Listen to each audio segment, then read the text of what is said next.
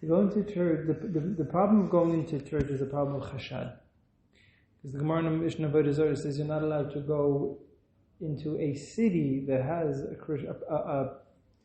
a pilgrimage, a pagan pilgrimage or whatever. For Avodah Zarah, you're not even allowed to go into the city as it raises chashashes of chashad. People are going to suspect you. Yeah, I thought that the tzad to say that she should go is that it would be a terrible chil Hashem because it would be a chil Hashem she's disrespecting her mother. Right. So the question is, if a person says that I'm Jewish and people of Jewish faith don't go into other houses of worship, so it does not really say the chil Hashem. In other words, why do we say that there's an opinion to say that, for example, like he married his sister. Why doesn't he? Oh, so should they came from avodah kedusha chamura, kedusha kala. So here it would maybe be the same thing that you have no obligation to give cover. She's not giving respect to her mother. It would be considered that she's being disrespectful to her mother. So you have to have some sort of pikeach to find out how she can compensate. She couldn't go into the chapel. That's why it struck me as interesting. So the question is, would Ivanka be allowed to go into the church? Saying Kaddish to me doesn't seem like it's any problem because no, she can say Kaddish. It's not really, it has nothing to do with the nifter. Yeah. Basically, it's a prayer that Hashem's name becomes sanctified. Right. It's the problem of chashad to go into a church. Anyway. Interesting. So we're doing Heter Mechira. So this topic is kind of, I hope nobody minds that it's taking so long, but I just didn't appreciate how multifaceted this. I knew that it's a very multifaceted question. I knew it's very complicated, but I didn't even appreciate to what degree. It's a very hard question. The topic of Heter Mechira is more complex than I think any other shayla that we've had this far. So I just basically copied from one of the journals a basic overview of the history of I didn't realize the letterman came out so small. Okay, so the first major Heter Mechira, there was a minor Heter Mechira in Hebron in the middle of the 1800s, or maybe in the 1700s. There was something very minor that the historians took note of. But the major controversy of the Heter Mechira happened in 1889. The Shemitah year that overlaps the year of 1888-1889. Okay, so 11 years before the turn of the century, 11 years before the turn of the last century. So basically, you can see over here that the issue came up with the Frum kibbutzim, the Frum moshavim, the farming communities, Petach Tikva, these places. So they had to come up with a solution. The farmers felt it would be extremely difficult for them to observe Shvius, to refrain, especially the economic situation was very dire. Okay? So the originators of the Heter Mechira was Shmuel Moliver. Shmuel Moliver was a very early Zionist rabbinic figure. Yisrael Yeshua Nikutna, Yeshua's Malka, the great Yeshua's Malka, also a very early Zionist, a great Zionist rabbinic figure. And some other less known names, Shmuel Zanvil, Kropapish, I'm not familiar with who that is. And they turned to Rabbi Yitzchak Kochan Inspector. Rabbi Yitzchak Kochan Inspector was the foremost halachic authority. It was the Rabbi Yitzchak Kochan Inspector was Rabbi Kovna. Okay? So he was the Rabban Shekal Bnei Agayla. So Rabbi Yitzchak Kochan Inspector has a long tshuva, or he's matir. But he did specify that since he's not living in Yerushalayim, he wanted the approval of the rabbis in Yerushalayim if he was going to give the go-ahead for this heter. Now the Ashkenazic Rabbanim in Yerushalayim at the time, so B'Shul Leib Diskin, was then known as the Brisker Rav. Today, if you talk about the Brisker Rav, most people think you're referring to the Grizz. Mm-hmm. But it was B'Shul Leib Diskin, was also known as the Brisker Rav because he was also originally Rav in Brisk, and he was the Rav in Yerushalayim. Shmuel Salant was also officially the Rav in Yerushalayim. So they didn't go along with it. Okay, they said, how could you do such a thing? How could you bypass a mitzvah? Think about another example of mezuzah. If somebody could put up a mezuzah in his house, so he sells the house, he shouldn't have to put up a mezuzah. Okay, if you live there for 30 days, you anyways have to put up a mezuzah.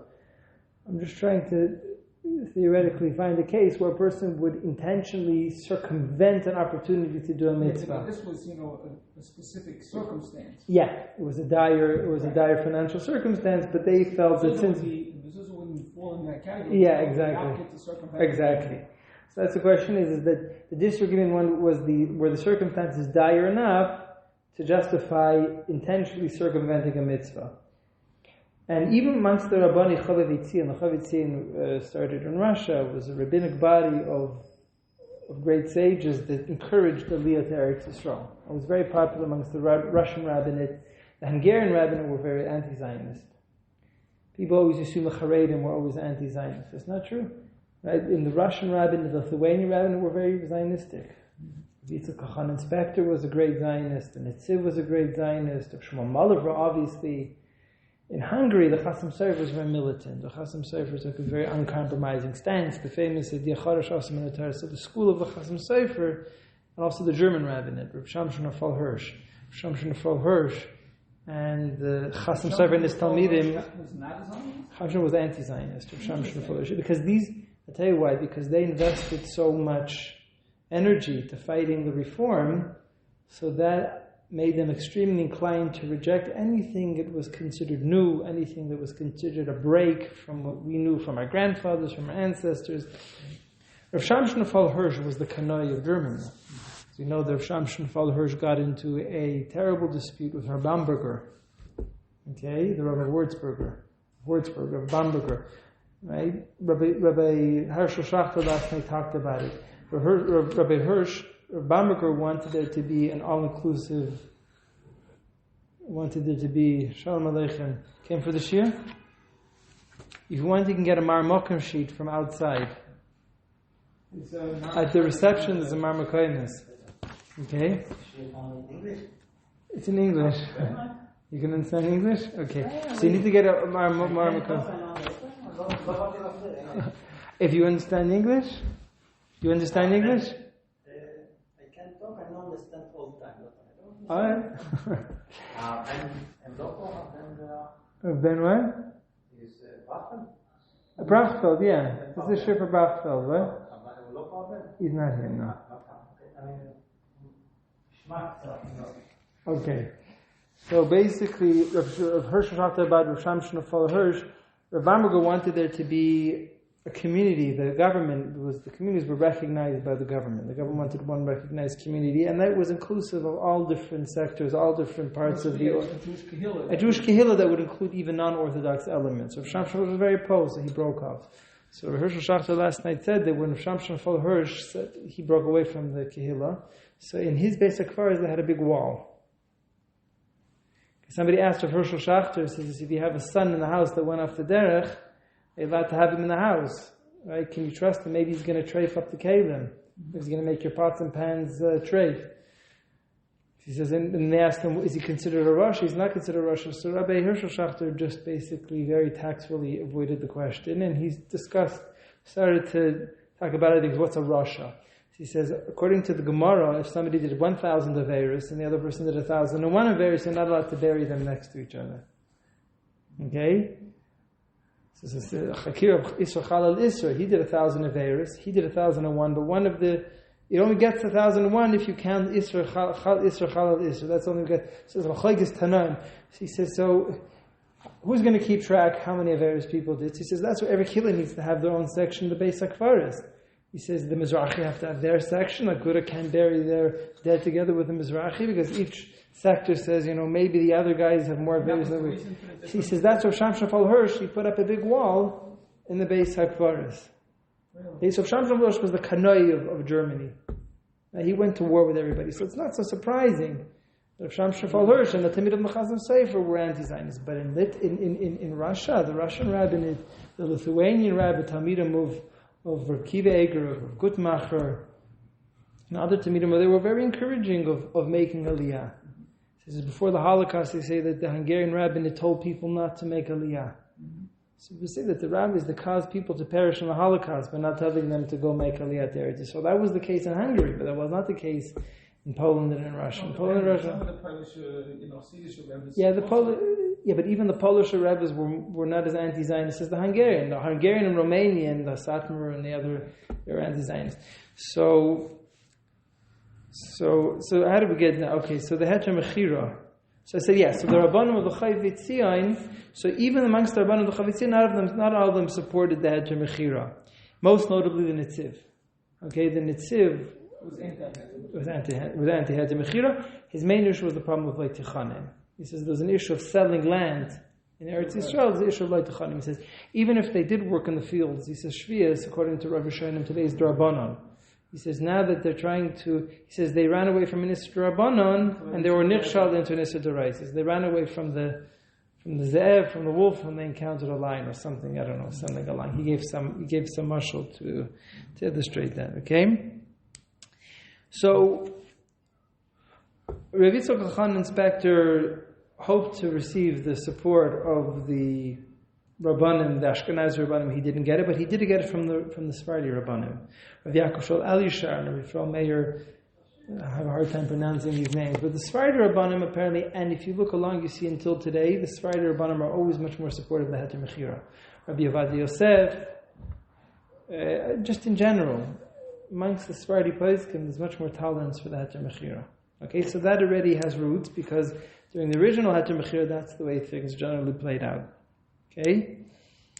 They do point out, I pointed from this journal that I pointed, he says already, Be'em Sameh Hashmona Esrei, the little section over there, they quote Rabbi Mordechai Rubin, the Baal Hashem and Amar, I don't know anything about him.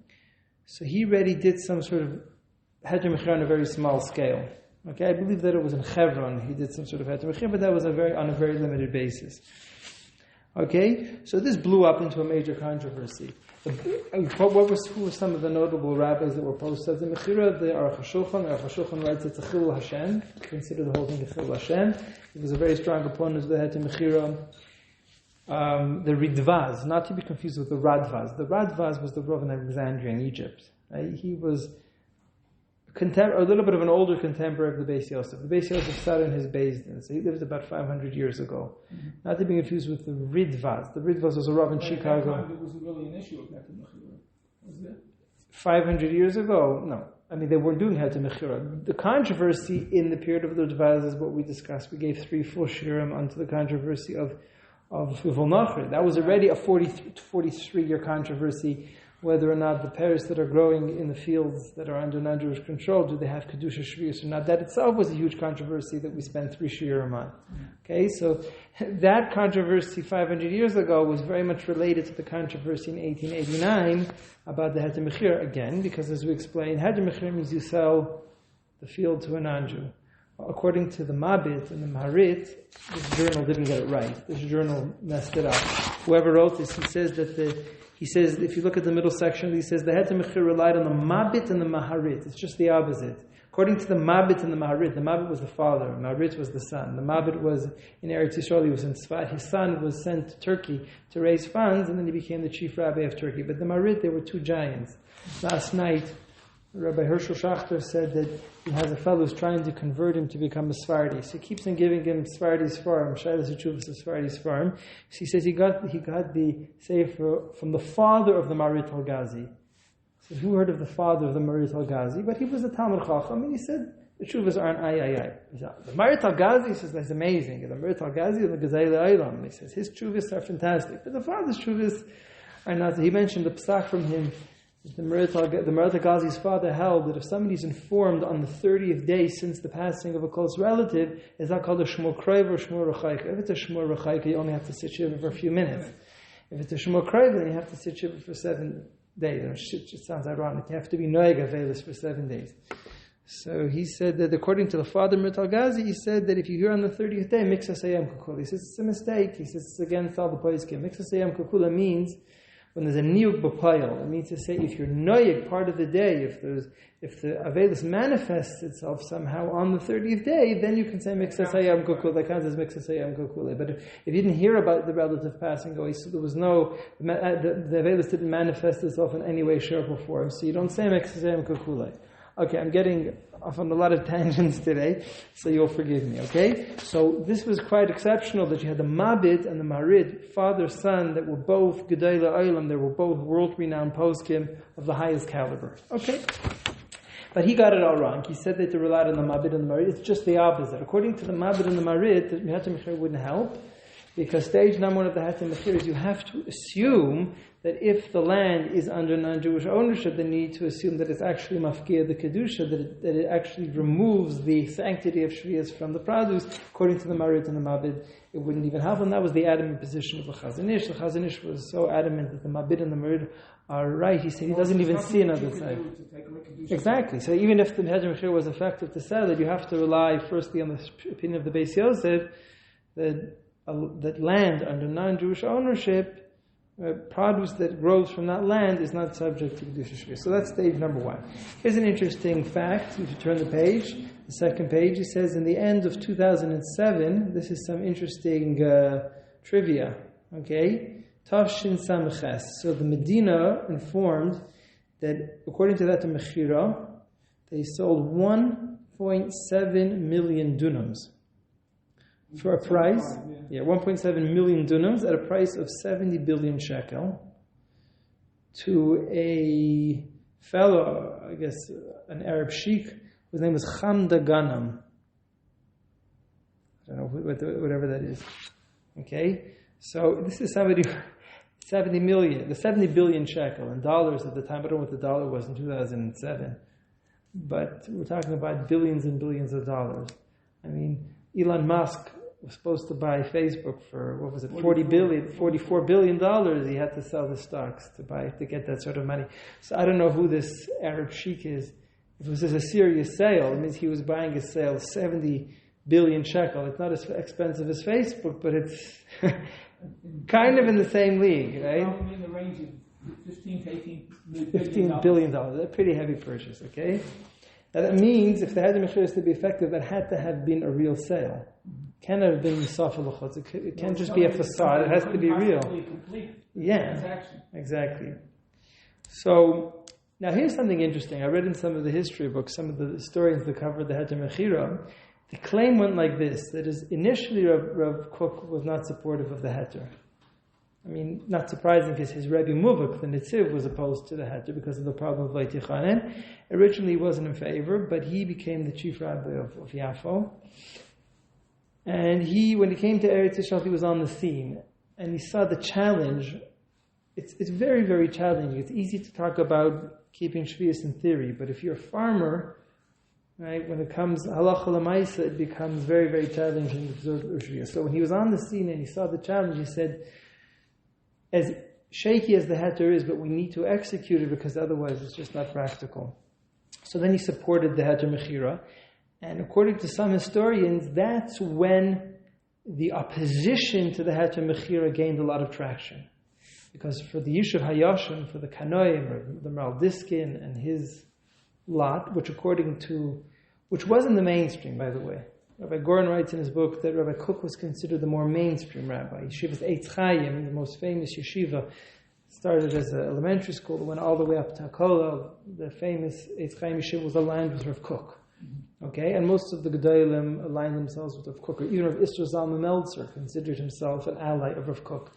It was when I think they said, he writes that the older Parush, Meir Parush's father, was that Menachem Parush, did something to disgrace Rabbi Kook, and they from then on, Rav Isser Zalman Meltzer, Menachem Parush, that was the Chaver Knesset, the father of Meir Bar. So he did a machar or something. He did something very disrespectful to Rav Kook, and then Rabbi Goren writes in his book, from then on, Rav Isser Zalman Meltzer refused to walk into that section. It was Batei, I don't know, I don't follow Batei Brody, Batei Hungarian, one was Hasidish, one was Litvish, so the Litvish said he wouldn't walk in there.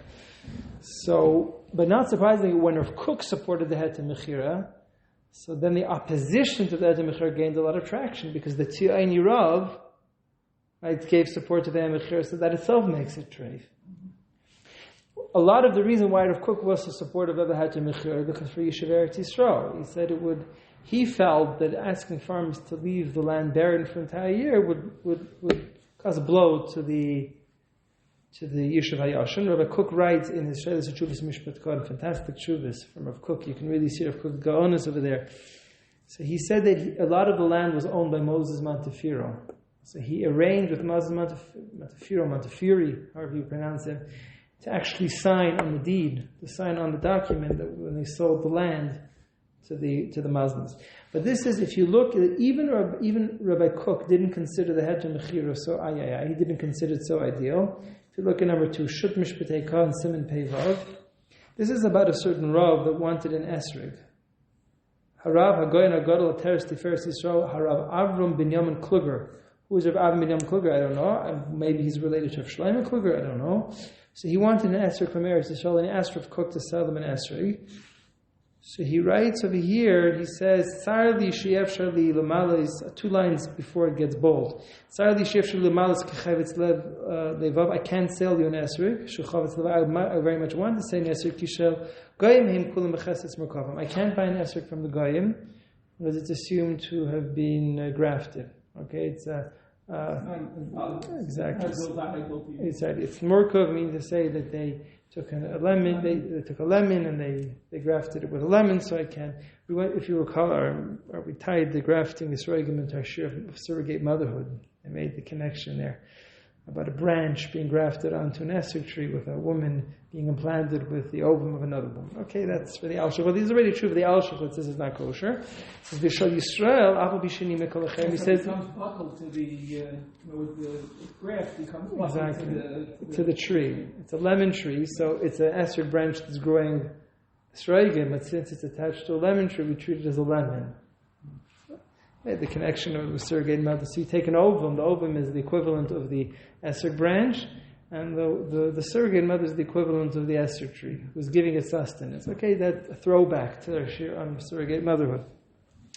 And then Rabbi Kook writes in Mishpat Kah, he says,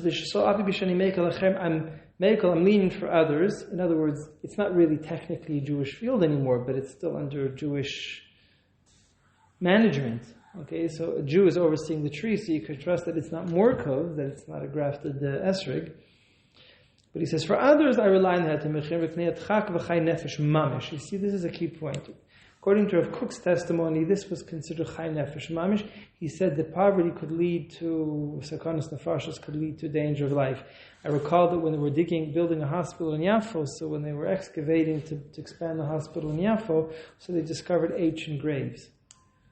So they didn't want to change the building plans. They said it would cost $20 million to change the building plans. So they wanted to build over the graves. So the Kanoim, a large sector of the Haredi community. Yeah, it happens often. There's graves in places. So they started to protest and said, how dare you build a hospital over graves? They were assuming that it's Jewish graves. So the hospital is going to cost $20 million. So I was having a discussion with my grandfather, Harry Brachfeld, 94 years old, may have asked him, so he said, what's this business? He says, you're going to expect a hospital to add another $20 million to the budget to build a hospital? So I said, but it's not pikuach nefesh. He says, don't think that a hospital budget doesn't relate to pikuach nefesh. You take $20 million out of a hospital budget, it's going to cost something. Well, somewhere it gets cut. Somewhere it's going to get cut, exactly. So when you're talking about funding for a hospital, it's not just money, it's pikuach nefesh. And that's one of the things when you had the whole lockdowns with the corona, the dilemma was, okay, a lot of people were saying human life comes before monetary considerations. Well, if you lock down the economy too much, and people can't put bread on the table, suicide rates start to skyrocket. Not just that, people. Substance abuse, starvation. Okay, you have. In addition to which, the biggest side effects was that people stopped going for testing. Right. There was a great increase in non-selective surgeries were pushed up and things like that. Right. So, in other words, we don't live in nice neighborhood. Monetary considerations relate to human life. When they come up graves like that, don't they usually move them? It's complicated how to move graves. Moving graves is also not mutter unless it's necessary. But the question is, does this become a... So maybe they move the graves in a chanami because it's... But that's what Rav Kook was saying. He says that the monetary considerations for executing the Heter Mechira, he says it's Chai Nefesh, it relates to human life. So this Mechal Hafka, he called it Hafka. Hafka means to uproot the sanctity of Shvius. But if Kook still says, Mechal Malkum Keshani La'atzmi, Ein Li Eisi Prepare Shvius Chas V'Shalom. That's a strong language. He says, Chas V'Shalom, with me, I don't touch anything from Heter Mechira. So he was matter for the public, he was matter the Heter Mechira for the public, he says, but personally, he wouldn't touch anything of Heter Mechira. So Rabbi Kook went so far to say that Chas V'Shalom I should rely on the Heter Mechira, but for the Hamoinam he was matter because he had to. Okay, so he carries on. Shemol Goy LaHech V'Vatchak. He said Kiyum Yishuv Eretz HaKodesh HaTaliba. Yisi Gam. What does that stand for? Gam Yisi. I don't know what that stands for. Oimikain. So basically, what he's saying is that if it wasn't for the great Atchak, I wouldn't either rely on the Heter Mechira. So So that gives a bit of perspective. Okay, so it's not an ideal heter, but for the Hamoinam, for the Chai Nefesh, he found it absolutely necessary to be matter. Now, number 3 is the Chazon Ish. The Chazon Ish is a letter that was printed in the Chazon Ish, Shvius Simach of Zayin, number 3 in your reference sheet. The Chazon Ish was the greatest opponent to the Heter Mechira. He was the one that held you can't make a shluch.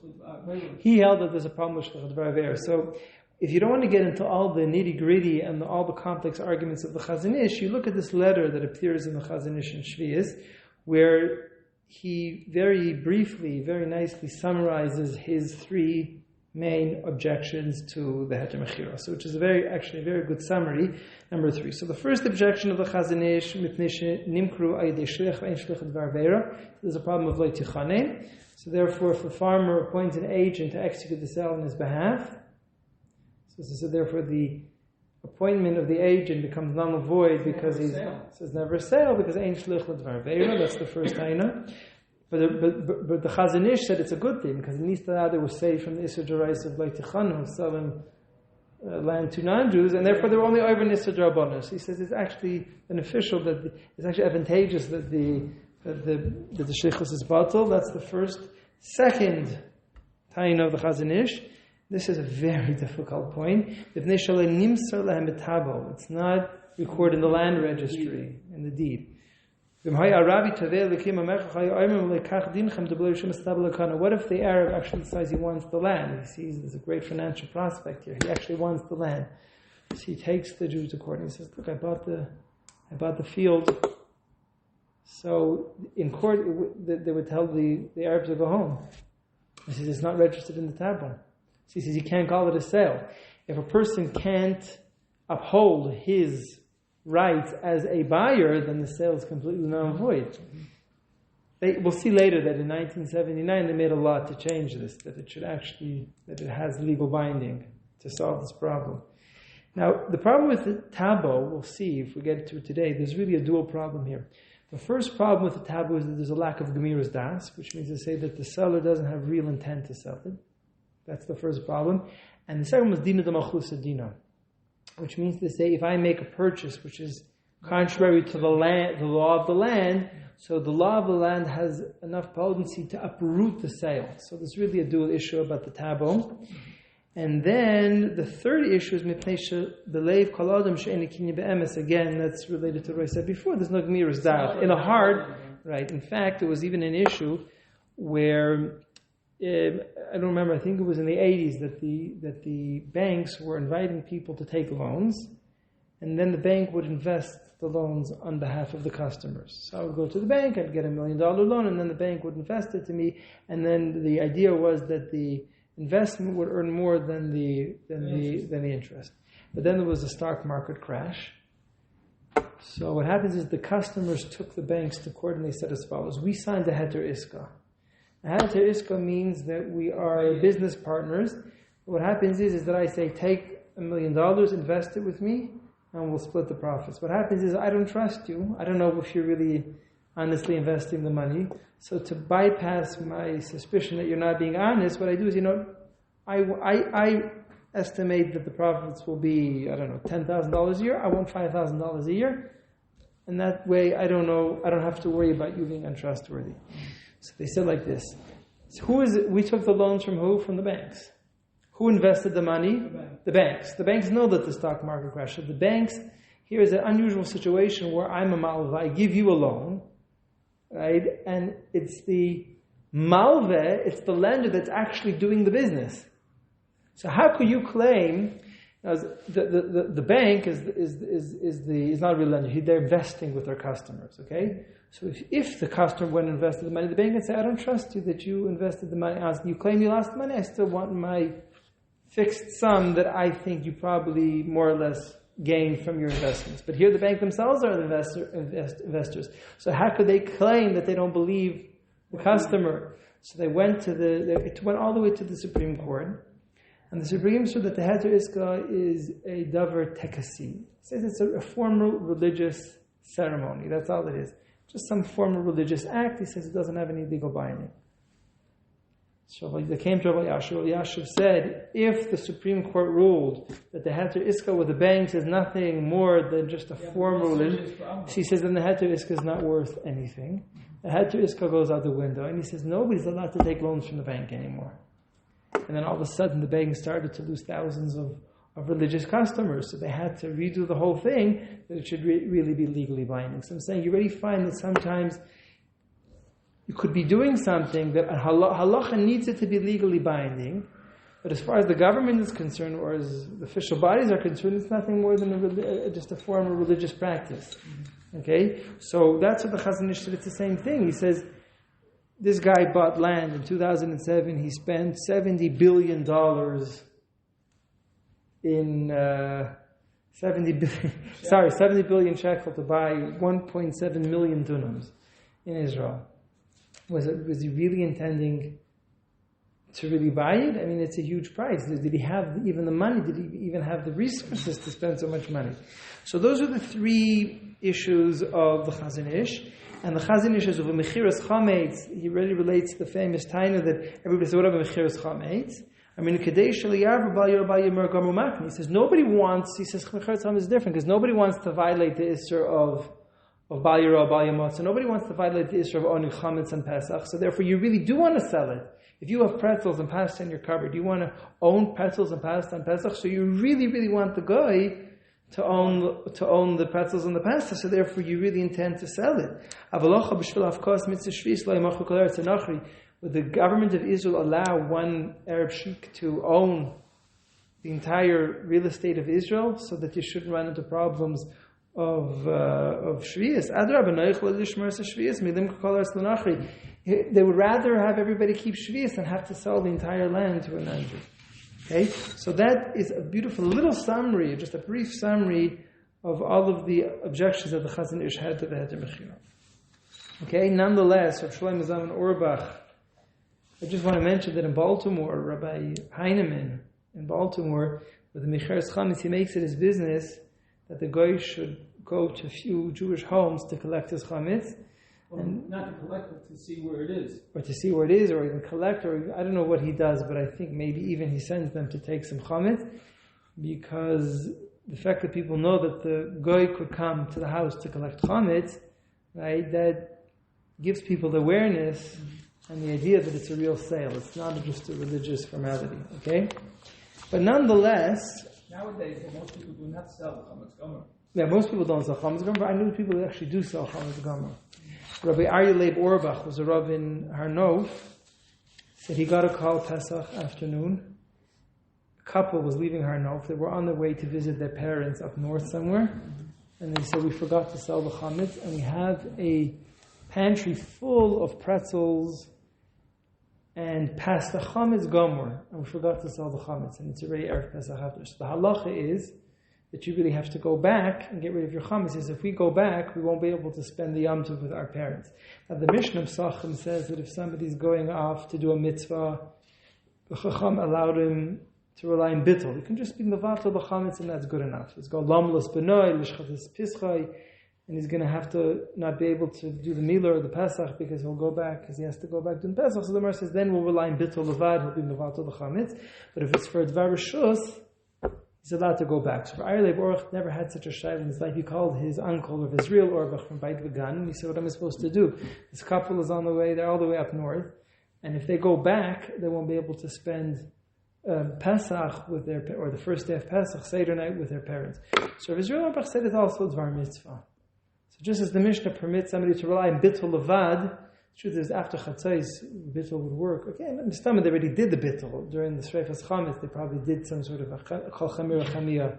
So he says you allowed them to rely on the Bittul. But once he was Mabafel, it had to be selling.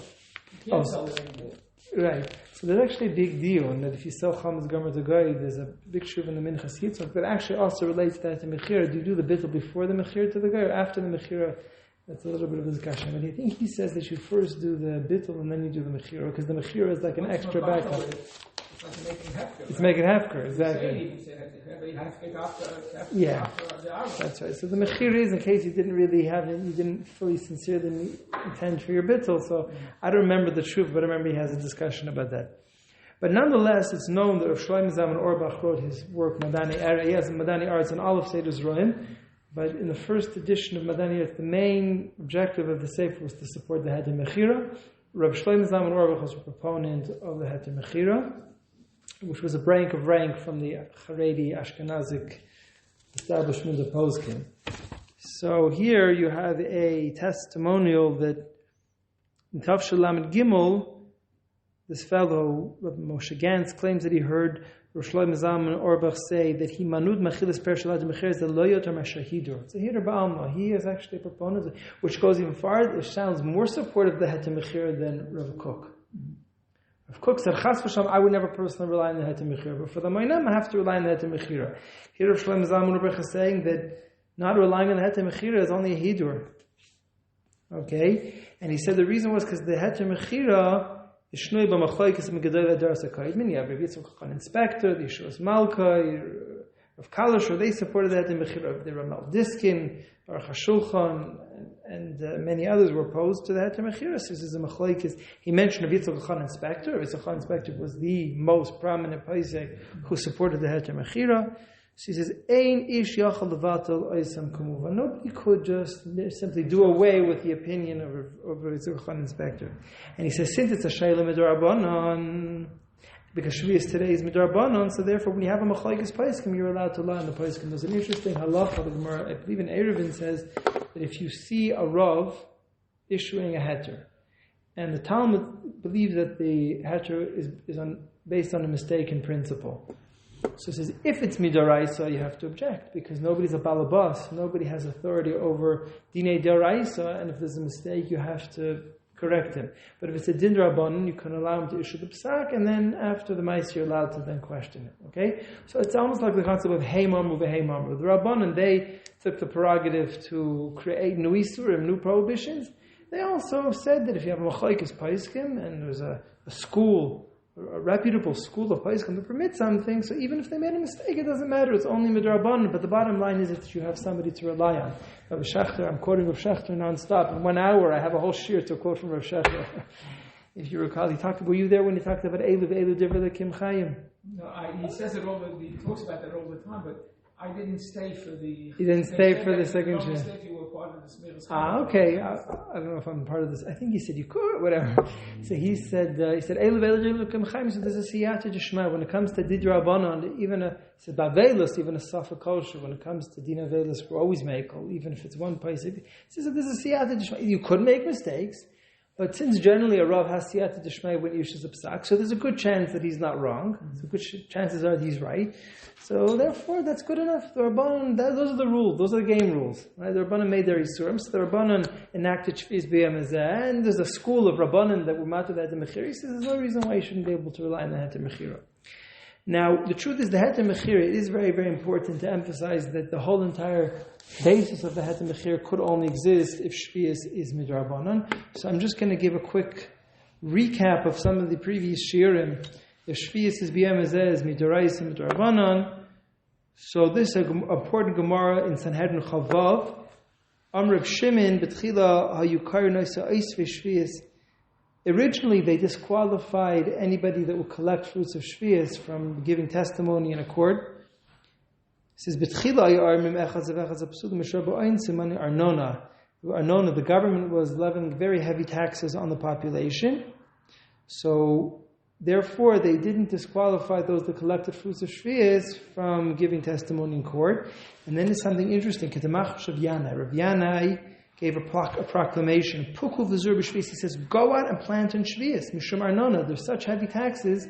People have to pay these heavy taxes. He says, you can go out and plant in Shvius.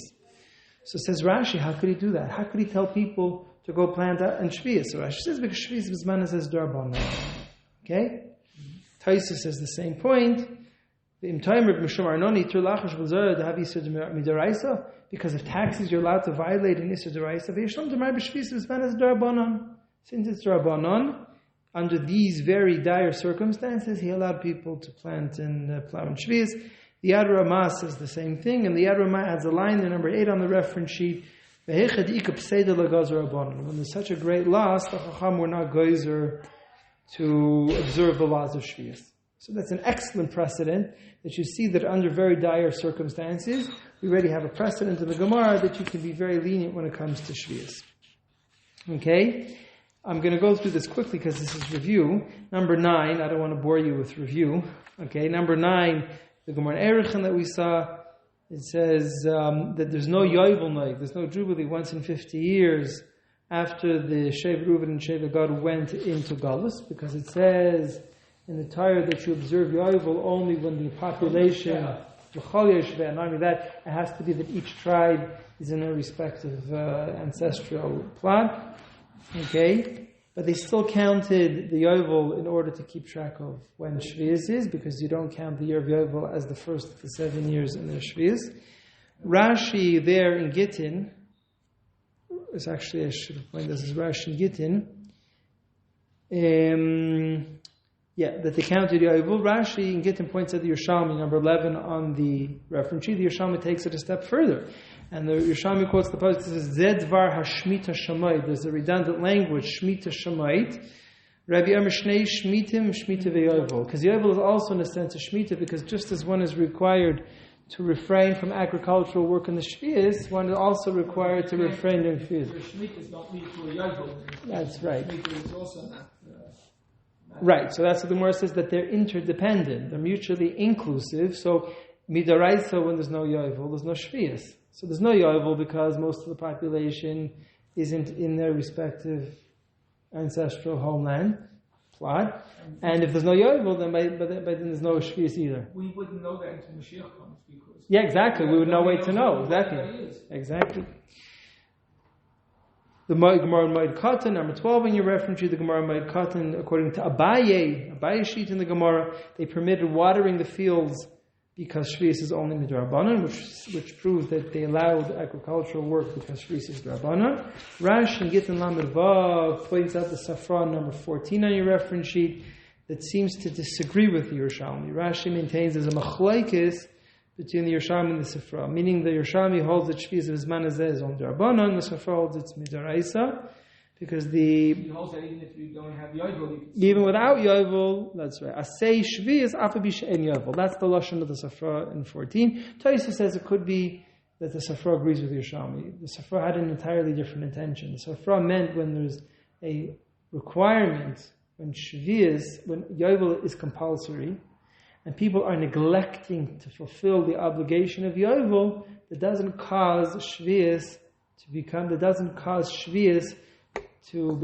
less, not obligatory. That would be in the time when Yovel would That's right. In a time when Yovel is compulsory midaraisa, even if people are sinning and are failing to observe. That's a very novel reading. Yeah, but there's a Gemara like that in Rosh Hashanah, because the more Rosh Hashanah say, if people fail to blow shofar, or people to free the slaves, or they fail to return ancestral home plots. So the Gemara Rosh Hashanah brings different sheets that it could be the Yovel won't be naive. Right? Yovel is contingent on taking certain measures and taking certain actions. If you fail to take those actions, then according to the Safra... Why would we mevakol Yovel? Why not just that you would have an Aveira from that? So that's the Chiddush of the Safra. That even if people fail to send away their slaves, it could be that there won't be any Yovel. To do something Yeah, exactly. It's chayt and niskar, as if you sin, so you gain from sinning. Okay, and a chanami, but yovel is the exception. Yovel is the exception. We have chayt and niskar, that if somebody did something sinful, he gains, he gets a patur from having to do mitzvahs. It's interesting, the Gemara asks that, the Gemara had a passing thought that the Goyim don't have to observe the Shav mitzvahs b'nerech because they became so sinful. Much is impossible. If the Goyim became sinful, chayt and niskar, they should be absolved from having to observe the Shav mitzvahs b'nerech. But okay, but yovel is the exception, where if you didn't send away your slave, the Gemara in Rosh Hashanah. So the Mechira is understand the Safra and the Yerushalmi. According to Taisis, even the Safra would agree that Shvius B'Yom is Midrabanan. According to Rashi, the Mechira is the Safra and the Safra. We mentioned the last three Shitas. The Itur maintains that Shvius is Midaraisa. He rules like the Safra. Okay, he proves the Gemara in Gittin, number 16. That's such a great proof. Number 17 is the Rambam. Now, there's a big steer in the Rambam in Hilchos Shmita, number 17 in the reference sheet. Let's just read the bold section of the Hilchos in the Rambam, Hilchos Shmita, Perigir Halachates. Uvizman she'ein hayovel noig, ein noig echad mikol elu, which means to say there's no din batei erechayma, there's no din of stei charamim, stei achuza, all of these halachas. He says when there's no yovel, none of these mitzvahs are conducted. Chutz mishvius ba'aretz, except for the obligation to refrain from agricultural work in Shvius, v'hashmatas ksaf, and the obligation to cancel loans. V'chalmakam midivrayim, right? Midivrayim, midarabana. So the Rambam seems to have ruled, at least here, that Rabbanon. And that's the diuk of the Beis Yosef in Shinam Aleph. The Rambam was of the opinion that it's midrabanan. However, the Kesef Mishnah, also written by the Beis Yosef, seems to have changed his mind. Because number 19, Hilchos Shmita Perikdas Halacha Beis, the Rambam says, "Ein shmitas ksafim neheges min heter ela b'zman shayevel noeg." The Rambam seems to emphasize the cancellation of loans is not midaraisa when there's no yovel. So the Kesef Mishnah infers that only the cancellation of loans are not midaraisa, but the obligation to refrain from agricultural work is midaraisa, and that's what the Kesef Mishnah says, that shmitas karka avos b'man is a noeges midaraisa. It's a stira. In the Beis Yosef and Shalom Aleph, Yosef Karo maintained that the Rambam held it's Rabbanon. In the Kesef Mishnah, he seemed to have understood that the Rambam held it was midaraisa. Kesef Mishnah is a big doichet, but most Achronim hold. How does he explain the other one? He's matchik in the lashon, but most Achronim, the diuk, the diuks in the first Rambam seems to be better than the diuk in the second Rambam. So most Achronim hold that the Rambam holds midaraisa. Ritvaz held that the Rambam held this midaraisa. So there is somewhat of a controversy if the Rambam held if Shvius B'zman is as midaraisa midrabanan. Most Achronim held that the Rambam held it was midrabanan. And the funny thing is that in the third place in his Shailas and Shuvas, the Shud Avkas Roichel, there Yosef Karo says the Rambam held it was midrabanan. So Yosef Karo, right, in his work, the Beis Yosef and Shud Avkas Roichel said the Rambam held it was midrabanan, but in his work, the Kesef Mishnah, he said that the Rambam held it's midaraisa. Okay. But as I said, we mentioned in the last year that there is a third school. So just to summarize, one school is the Heter, and one version of the Rambam is midaraisa. Then there's the more mainstream opinion, that's the Ikar Halacha, that Shvius B'zman is midrabanan. And then there's the third school of Rishonim, the Meiri and the Tshuva and the Razah, that hold that it's midas Chasidus. It's only a minig. It's only midas Chasidus. And the Razah, number 23, as we mentioned last week, he holds that Yovel and Shvius are two sides of the same coin. Right? They're both part. We suggested that they're both part of the same social construct, because in Shvius you cancel loans, but in Yovel you give back ancestral home plots. So it's I say home plots, ancestral plots. So it's basically very similar, part of very similar. Yeah, exactly. He says it's two interdependent, two functioning parts. So he says, when they were being Makadosh the Shana and they were being observing Yovel on a rabbinic level, he says there was a period in history where they were observing Yovel on a rabbinic level. Right? When they were being Makadosh the Chodesh, even though you didn't have the nation settled in their respective plots. So he says that when they were observing Yovel Midrabanan, they were observing Shvius Midrabanan. But today that we don't even have Yovel Midrabanan, so you don't need to have Shvius. That's what the sheet of the Razah. And therefore, don't ask me all the difficulties from all sorts of Gemaras that you see that Tanaim were observing Shvius. He says, yes, they were observing Shvius because they were still being Mekadosh L'Chodesh until the very end of the Aramaic period. until the Zman of Abai and Rabbi, they were still being Mekadosh L'Chayrish. She says, during the times of the Tanam and the Moraim, they were observing Shvius Midrabanan. Now that we're not observing Gaivel, you don't even have to observe Shvius. Which is important because it's a tziruf l'heter. Okay? This was also the pin of the Rabbi. So that's basically a summary of the thing. Okay? So part number 3, today, it's funny, I wasn't even going to get to any new stuff. You'll have to forgive me. Today was just mostly review, just a summary of what we learned previously. So for those of you that were expecting, we missed last week. So for those, I hope that, I apologize to any of you that might be disappointed that there was nothing new. There was some new elements, but it's mostly review. So number 3 is the whole concept of Yivol Nachri. The Gemara in Gittin Mem Zayin has a machlokes between Rabbi and Rabbi Elazar. According to Rabbi, if a guy owns land in Eretz Yisrael, it's not mafkeh the Kedusha. The Kedusha remains. A guy doesn't have the capacity to uproot the Kedusha of Eretz Yisrael. Ein kinyan l'nachri mafkeh midei ma'isra. Rabbi Eliezer holds that he does. Okay? So, if a guy owns land in Eretz Yisrael, according to Rabbi, the produce would be subject to the obligation of Shema Meiser. According to Rabbi Elazar, it would not. Number 27, the reference to the Gemara in Mechira states, anonymously accords with Rabbi. So that's where the Rambam paskins. Rabbi Dvaz asks the question, number 29, in the reference to the Rav Dvaz in Hilchos Shemitah says, so if the guy doesn't have the power to uproot the Kedusha of Eretz Yisrael, so what is everybody doing today? He says in the times of the West, people were buying produce from the Arabs, and they were not conducting shvius with these fruits. So what's going on? So again, same principle, says the Radvaz. Kaven the Ikar Midrabanan, the bold section number 29 in your reference sheet, since the whole shvius is Midrabanan, so they relied on the opinion of Eliezer, that Yesh Kin V'Goylav Kimidei Maisris. So again, because it's Drabanan, we'll rely, even though the Rambam doesn't pass in the way, the Sefer Trumas is mistapik who the Allah is like, but because Shvius is Drabanan, make it. So therefore we need Shvius to be Midrabanan. Okay? Because you see that the Radvaz is saying that we only rely on the Shita of Rabbi Elazar, that a guy has the power to uproot the Kedusha of Eretz Yisrael because Shvius is Drabanan, otherwise we wouldn't rely on it. Okay? So that's why it's important to establish that Shvius, and indeed, according to most Rishonim, Shvius is Midrabanan. Okay, that's a regal achas. If you want to get a more lengthy treatise on the whole subject of Yivol Nachri, then you have to refer back to, we gave 3 full shiurim on Yivol Nachri, but that's a regal achas. Number 14, what about the problem of selling land to Goyim in Eretz Yisrael? It's a pasuk in Devarim, Perek Zayin, number 30 on the reference sheet. Right? It says, it's funny, I didn't quote the most important passage. It says, Loi Tichanem, which according to the Gemara of Avodah Zarah Daf Chav, one of the interpretations is, Loi Titan Lem Chanaya B'Karka. Don't give the non-Jews a foothold in Eretz Yisrael. There are 2 other interpretations, like Titan Lem Chaim, don't show them favor. It's only for if it's motivated to become friends with them, just because you want to be friendly with the non-Jews and assimilate even somewhat. That's what it means. If you give them as a matana, because for Darkei Shalom, the Rashba says it's okay.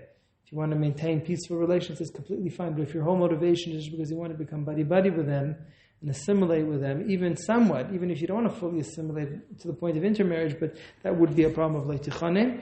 Again, don't give them free gifts, it's the same idea. So it's halacha psuk and Shulchan Aruch and Kuf and Aleph Siv Ches that you're not allowed to sell real estate to non-Jews. That has points out because of Leitichanim. Number 35 in the reference sheet says the Rashba. If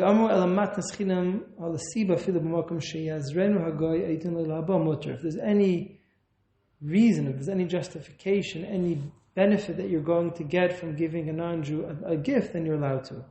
So that's what the Rashba says with regards to Leitichanim vis-a-vis giving gifts. The Sefer Kafta V'Ferch applies that even to selling land. If a person has a strong personal interest to sell land, the examples that the Kafta V'Ferch gives, if somebody has a city in a Ir Shekula Goyim. Imagine that somebody has an apartment in Jenin. What's he going to do with it? Right? So I guess you can rent it out to the Arabs, but good luck trying to get your rent. If the guy doesn't want to pay his rent, good luck. So, but you can sell right? You want to sell the apartments. So according to the saves the kafta v'ferach, that would be enough of a justification to sell land. So there's a strong personal need, a shasat chak. The Torah never forbade selling land to goyim under these circumstances. When the Torah said you're not allowed to give goyim a foothold, it means when you have the option, you can sell it to a Jew or you can sell it to a non-Jew, or there's no pressing need. But if you're doing it to save yourself from financial destruction or loss, something like that, then according to it's not unanimous, it's the opinion of the kafta v'ferach, but at least the opinion of the kafta v'ferach is enough of a yeshal milismaich, at least some sort of Heter to sell land to non-Jews, again, because they argue that with the Heter Mechira, selling land, it's ordered to save farmers from violating the Surim of Shvius. If there's especially the dire financial situations where farmers would not be able to function with the Heter Mechira, this Kafta V'Ferach might be a Yeshal Milismach to rely on. The other Heter that you have is that the Rambam in Sefer Mitzvahs, and let's say in Aleph number 37, the Rambam says that the Isser is Mahoshev Oivdei Avodah Zarah, is to put idol worshippers in the land. Shalei Nilman Mitzrayim. We don't want the Jewish people to become influenced, to be impacted by the idolatrous ways of the non-Jews.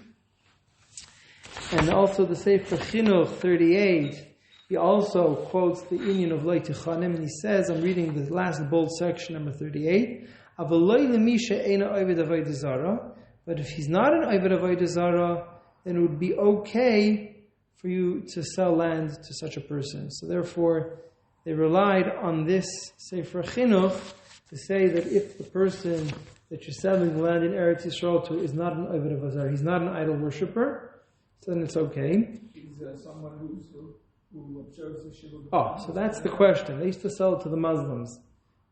So they said, number 40, Rabbi Yuchas, Rav Faber of Shmuel said that when they sold land, they relied on this Heter, number one of the Kafta v'Ferach, and he says that since we're under the Yishmaelim, and the Yishmaelim, the Arab Muslims, are not idol worshippers, so therefore we're meichel to sell them land.